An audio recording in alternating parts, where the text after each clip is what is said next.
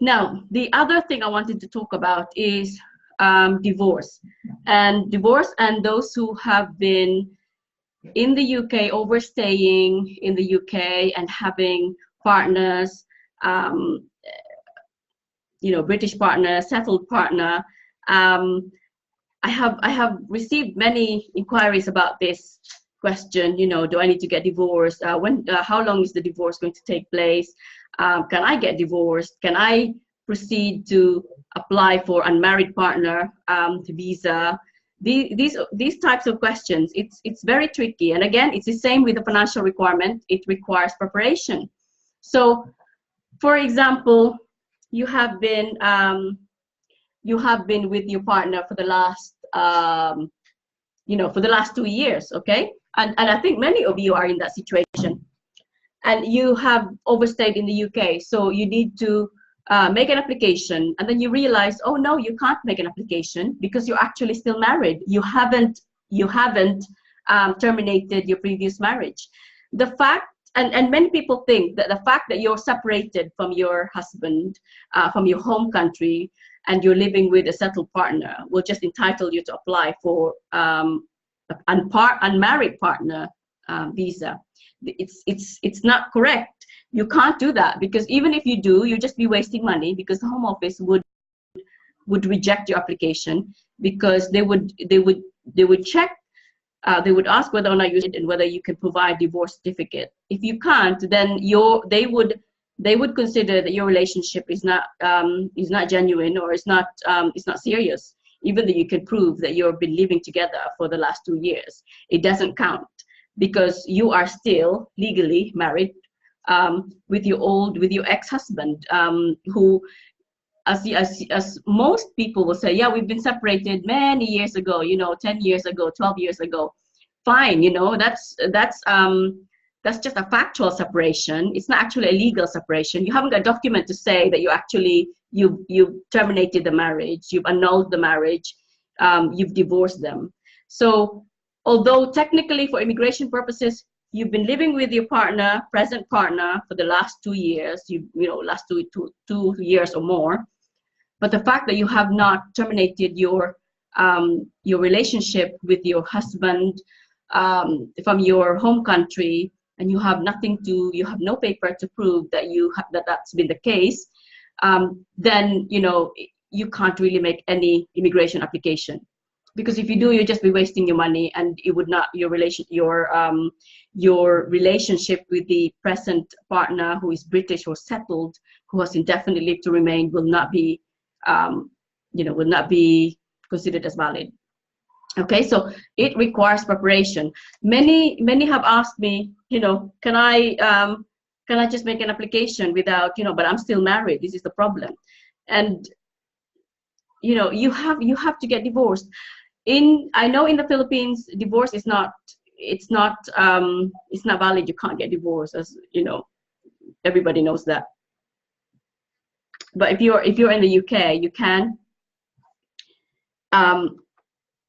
Many have filed for divorce. Okay, many have filed for divorce and then gotten married with their present partner in the UK.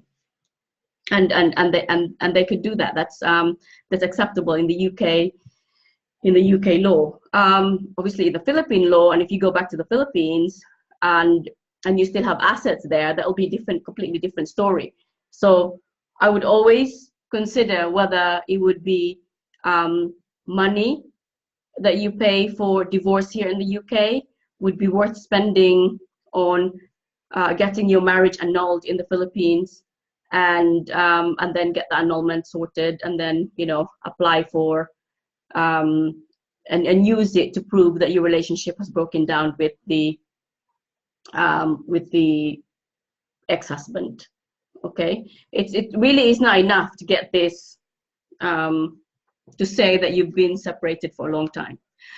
And while we're talking about previous relationships, that also applies to if you have children in the UK.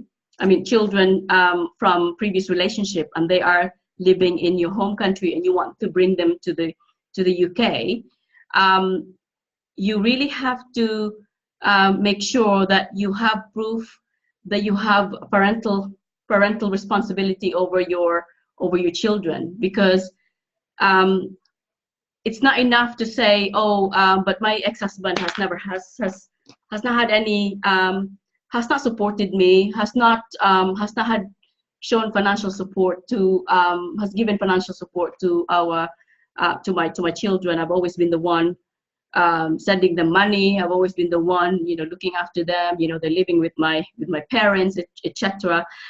You still have to show that only you, and not your ex-husband, has been exercising this sole, they call it sole parental responsibility, meaning since you left the country, since you left your home country, you've entrusted your children to a particular guardian. It could be your sisters, it could be your parents, and that while abroad you're still exercising control over what they eat, which school they go to, that you've checked with the school, you've checked with their school reports, how they're doing with their school, how they're doing with their extracurricular activities, what they wear. You send them clothes, send money and all that. It's not enough, okay? It's not enough to just show that you send to them money.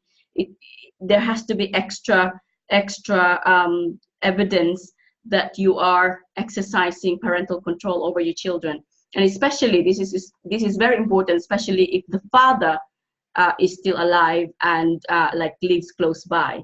Okay, so it may be different if you have a husband who lives in a completely different part of the Philippines. You can argue that, look, never had contact, he left, or but you have to have this statement.